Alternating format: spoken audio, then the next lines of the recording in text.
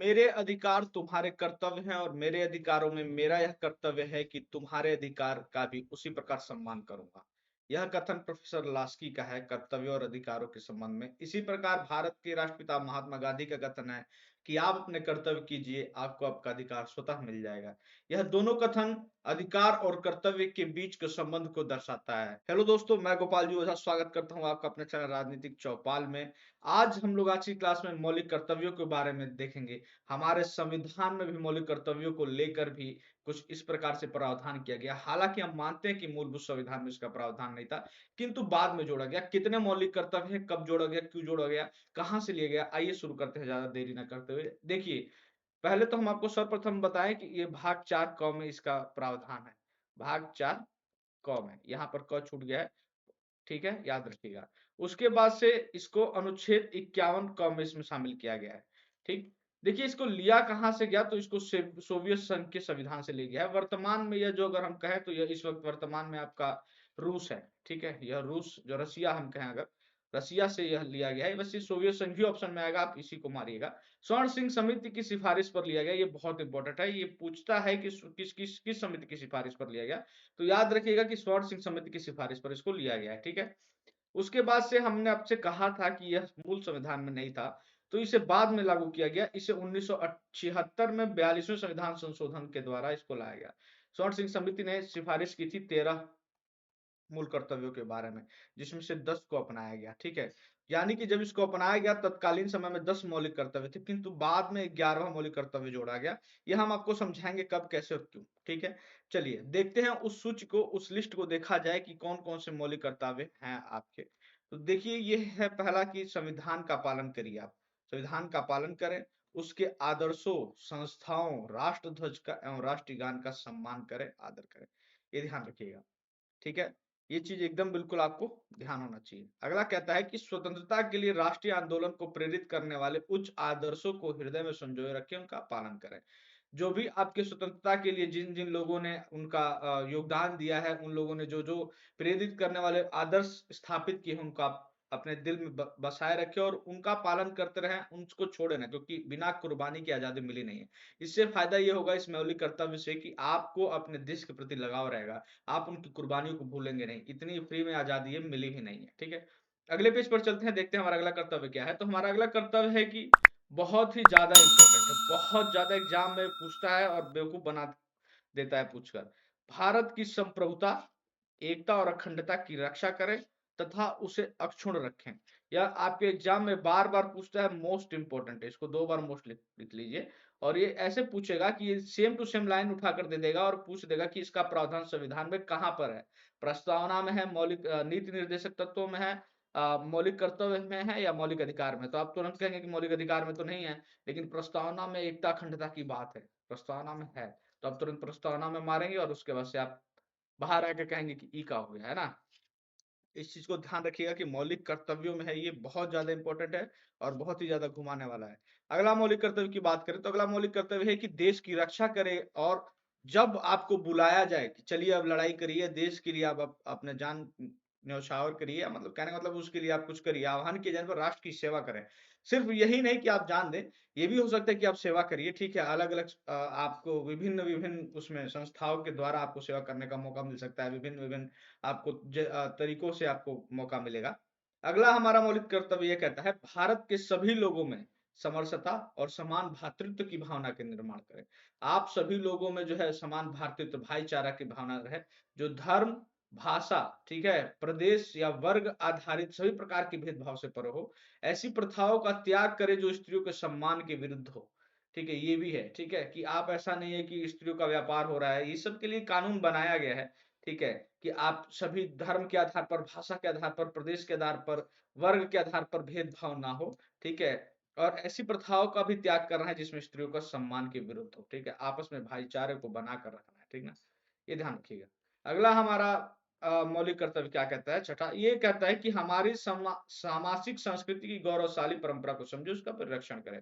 हमारी जो संस्कृति है, हमारा जो कल्चर है, उस कल्चर को आपको बचा कर रखना है। ठीक है, उसको प्रिजर्व करना है और उसको क्या करना है, तो उसका उसको उसकी रक्षा करनी है। ठीक है, उसको बचाने के साथ साथ उसकी रक्षा करनी है। ठीक है, प्रिजर्व करके रखना है। ठीक, और उसकी महत्व को समझना है, उसको बनाए रखना है। ये नहीं कि आप सिर्फ और सिर्फ पश्चिम की तरफ भागे जा रहे हैं, आपको अपने भी संस्कृति को बनाए रखना है। आगे चलते हैं, हमारा अगला मौलिक कर्तव्य क्या कहता है? प्राकृतिक पर्यावरण, जिसके अंतर्गत वन, ठीक, झील, नदी और वन्य जीव आते हैं, की रक्षा करें और संवर्धन करें तथा प्राणी मात्र के लिए दया भाव रखें। ठीक है ना? वही नहीं, यही कि मतलब सिर्फ आप डॉग लवर मत बनिए, एनिमल लवर बनिए, ठीक है? इसका मतलब ये प्राणी मात्र, चाहे वो प्राणी मात्र कोई भी हो, ठीक है? कोई भी प्राणी मात्र हो, आपको उसके लिए दया भाव रखना है, उसको बचाना है, ठीक? वन को बचाना है, झील को बचाना है, नदियों को बचाना है, यानी प्राकृतिक वन्य जीवों को भी बचाना है, इनको, इनकी रक्षा करनी है, ठीक है? आपको सिर्फ बचाना नहीं है, कोई अगर इनको नुकसान पहुंचा रहा है, तो भी आपको बचाने के लिए आवाज उठाना है। अगला हमारा मौलिक कर्तव्य क्या कहता है? वैज्ञानिक दृष्टिकोण से, ठीक है, साइंटिफिक तरीके से आपको क्या करना है? आपको मानववाद, ठीक, और ज्ञान अर्जन तथा सुधार की भावना का विकास करें, यानी कि वैज्ञानिक दृष्टि से, ये नहीं कि रूढ़िवादी तरीकों से ही आपको सिर्फ आगे बढ़ना है, आपको वैज्ञानिक तरीकों से आपको जो ज्ञान का है उसको अर्जित करना है। चलिए हमारे अगले मौलिक कर्तव्य पर चलते हैं। हमारा अगला मौलिक कर्तव्य है सार्वजनिक संपत्ति की सुरक्षा करें। सार्वजनिक संपत्ति की सुरक्षित रखें और हिंसा से दूर रहें। ठीक है, आपको भी पता है, वही हम कहें कि ये आपका कर्तव्य है कि अगर आप लाल किले कुतुब मीनार घूमने जा रहे हैं, तो वहां दिल बनाकर अपना नाम न लिख दें, तीर बनाए और अपना नाम लिख दिए हैं। ऐसा बहुत लोग करते हैं, ऐसा बिल्कुल ना करें। ठीक है, ये जो है ये आपके मौलिक कर्तव्य में है कि सार्वजनिक संपत्ति को सुरक्षित रखें। कोई भी आप लोग विरोध करते हैं किसी चीज का, सरकार का या किसी भी चीज का, तो सार्वजनिक संपत्ति को सबसे पहले निशाना बनाया जाता है, कि जो कि गलत है। देखिए हमारा 10वां व्यक्ति मौलिक अधिकार क्या कहता है? तो 10वां मौलिक कर्तव्य यह कहता है कि व्यक्तिगत और सामूहिक गतियों के सभी क्षेत्रों में उत्कर्ष कर बढ़ने का सतत प्रयास करते रहें। हमेशा आप आगे बढ़ने के लिए, जिससे कि राष्ट्र का जो है विकास होता रहे, हमेशा कुछ ऐसा करते रहें देश के लिए, अपने आप के लिए, कि जिससे डेवलपमेंट हो। चोरी चकारी छोड़िए, गुंडागर्दी बदमाशी छोड़िए, ठीक है, पढ़ाई लिखाई करिए, कुछ अच्छा काम करिए किसी भी फील्ड में, और देश का नाम रोशन करिए। कहने का मतलब यह है कि जिससे क्या होगा, राष्ट्र की प्रगति होगी और आगे बढ़ते हुए अन्य उपलब्धियों की प्राप्त की जा सकेगी। पढ़ेंगे लिखेंगे तो आप चंद्रयान पर पहुंचेंगे, ठीक है, मंगल पर आप पहुंचेंगे, ठीक है। कहने का मतलब सूर्य के लिए भारत सरकार ने परमिशन दे ही रखा है, तो आपको आगे बढ़ते रहने। देखिए यहाँ तक जो था वो 10 जो है मौलिक कर्तव्य 42वें संविधान संशोधन के द्वारा, 42वें संविधान संशोधन 1976 के द्वारा इसको जोड़ा गया था। याद रखिए किसकी सिफारिश पर? स्वर्ण सिंह समिति की सिफारिश पर, ठीक ना। लेकिन 11वां जोड़ा गया बाद में। 11वां कब जोड़ा गया? 86वें संविधान संशोधन 2002 के द्वारा। 86वें संविधान संशोधन 2002 के द्वारा इसमें क्या हुआ कि 6 से 14 वर्ष की आयु के बीच के अपने बच्चों को शिक्षा के अवसर प्रदान करना, ये किसकी जिम्मेदारी होगी? ये माँ बाप की जिम्मेदारी होगी। आइए हम इसको समझाते हैं। ऐसे वैसे तो हमने इस पर वीडियो बनाया हुआ है, हमने आपको डीपीएसपी पढ़ाया था, तो उस वक्त बताया था, मौलिक अधिकार पढ़ा था, उस पर भी बताया था। इस वक्त फिर आपको हम बताते हैं कि हमारा एक वीडियो है जो इस वक्त आपको आई बटन पे दिख रहा होगा, उसको आप क्लिक करके देख सकते हैं। फिर भी हम आपको यहाँ पर एक बता देते हैं, एक बार आप कभी नहीं भूलेंगे। ठीक है, देखिए 86वां संविधान संशोधन, ठीक है, 86वां संविधान संशोधन क्या हुआ वो हम बताते हैं। ये हुआ 2002 में, ठीक। इससे 3 मेन चीज निकले।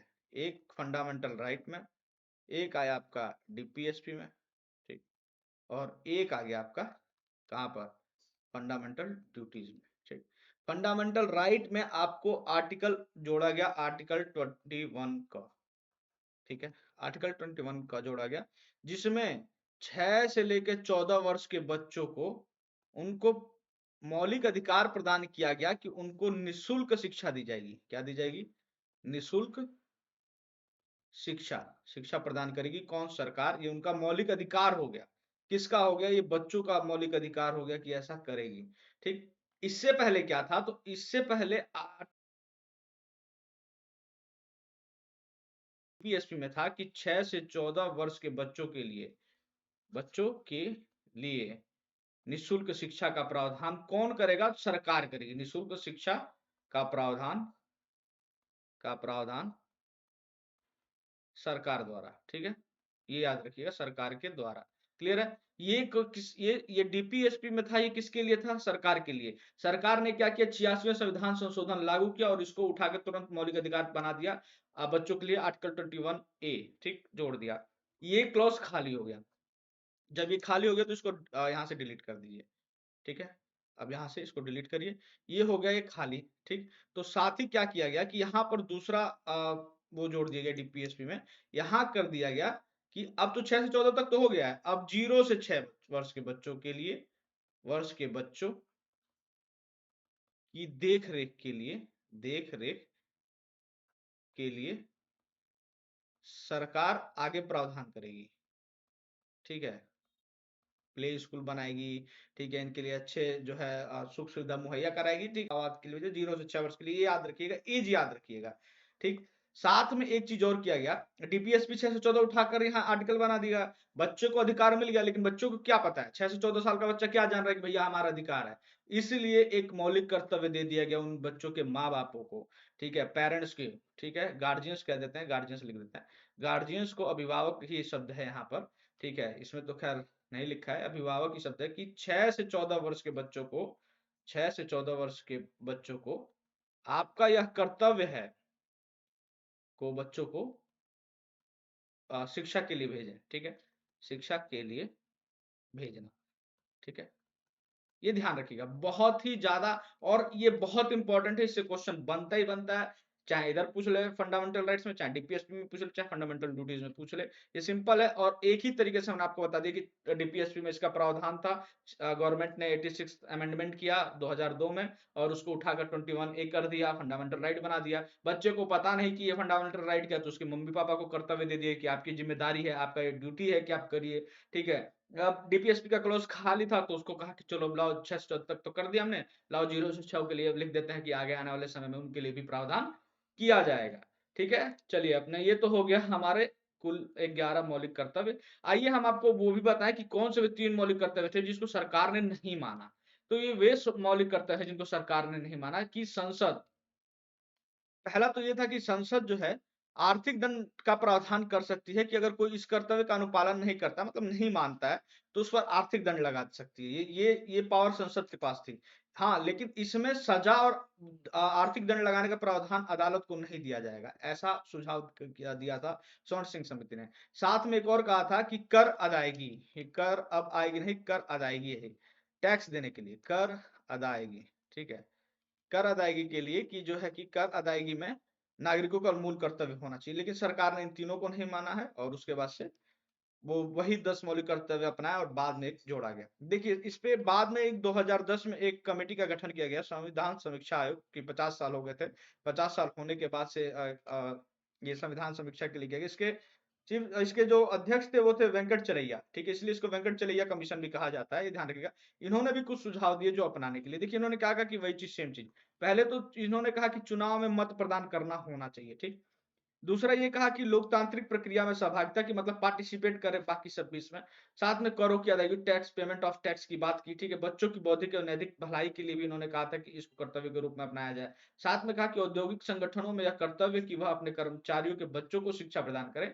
ये इस समिति ने, वेंकट चलैया कमीशन जो था, इस आयोग ने यह कहा कि इनको भी शामिल किया गया, लेकिन अभी तक इसको नहीं माना गया है, ठीक है। अब देखते हैं वह पार्ट जो कि सुप्रीम कोर्ट इस पर अगर कुछ कहता है, या देखिए ये है आपका वर्मा समिति रिपोर्ट 1999। वर्मा समिति रिपोर्ट बहुत इंपॉर्टेंट है, बहुत इंपॉर्टेंट है, वेरी इंपॉर्टेंट। इसने क्या किया कि उसने कहा कि कुछ ऐसे जो है उसको लागू किया जाए, कुछ ऐसे जो है फंडामेंटल ड्यूटीज जिनको लागू किया जाए।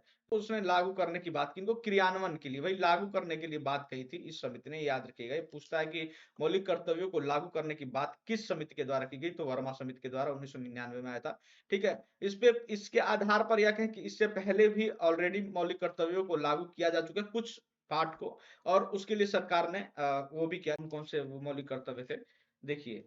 मौलिक कर्तव्य के बारे में हम बताएं, ये वाला हो गया सार्वजनिक संपत्ति का नुकसान वाला, ये आपको पता है कि अगर आपको ऐसा कुछ करते हैं तो फिर आपको पता है कि ऐसा कार्रवाई की जाएगी, ये है। ये बीच में भी है, लेकिन लोग नहीं भेज रहे हैं बच्चों को, तो क्या करेंगे। उसके बाद से 7, ठीक, ये वाला है कि प्राकृतिक पर्यावरण की आप इसकी रक्षा करेंगे, ठीक। और एक, संविधान का पालन करें, उनके आदर्शों, संस्थाओं, राष्ट्रध्वज, आपको पता है राष्ट्रध्वज का जो भी कोई वो करता है, फाड़ता है, जलाता है, बहुत वायरल होता है, तो कुछ है ऐसा अराजक तत्व जो करता है, उसके बाद से जो है उसका वीडियो वायरल होता है, उसके बाद से कार्रवाई होती है।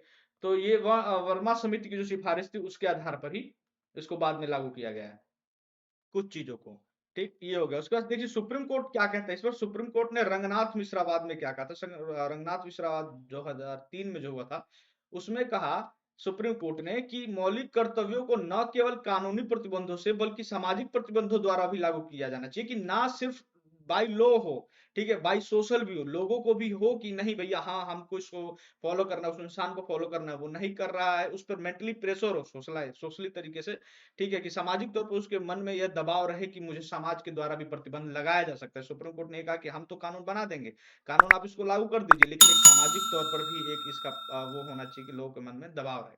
साथ में उसने बाद में एम्स छात्र संघ बनाम एम्स 2001 जो से पहले हुआ था, उसमें सुप्रीम कोर्ट ने माना था कि मौलिक कर्तव्य मौलिक अधिकारों के समान ही महत्वपूर्ण है। ठीक है, जैसा कि हमने शुरुआत ही कहा था, ठीक है, कि महात्मा गांधी के कोटेशन से या फिर प्रोफेसर लास्की के कोटेशन से, कि मौलिक कर्तव्य और मौलिक अधिकार दोनों ही के बीच संबंध जो है, ये देखिए क्या कहा सुप्रीम कोर्ट ने। मौलिक कर्तव्यों को मौलिक अधिकारों की तरह लागू तो नहीं किया जा सकता है, लेकिन उन्हें नजरअंदाज भी नहीं किया जा सकता है। आपकी कमेंट में, आपकी राय में क्या है कि मौलिक अधिकारों को लागू किया जाना चाहिए, नहीं किया जाना चाहिए? मौलिक कर्तव्य का ये छोटा सा टॉपिक आप कैसे लगा, हमें कमेंट करके बिल्कुल बताइए। मिलते हैं अपने नेक्स्ट वीडियो में, तब तक के लिए जय हिंद जय भारत।